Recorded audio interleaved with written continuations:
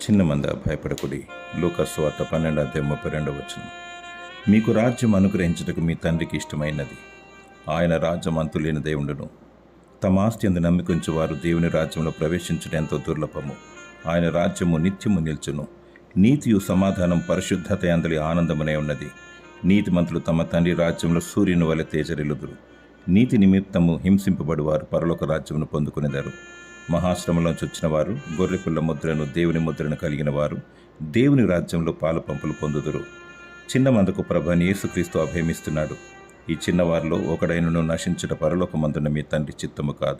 మరియు ఈ చిన్నవారిలో ఒకరినైనను తృణీకరింపకుండా చూచుకొనుడి. వీరి దూతలు పరలోకమందున్న నా తండ్రి సముఖమును ఎల్లప్పుడూ పరలోకమందు చూచుచుందురని ప్రభువైన యేసుక్రీస్తు సెలవిస్తున్నాడు. నీవైతే సంతోషించి గంతులు వేయము. ప్రభు రాకడకై సిద్ధపడుము. దేవుడు నిన్ను కరుణించి తన రాజ్యమును అనుగ్రహించునుగాక. ఆమేన్.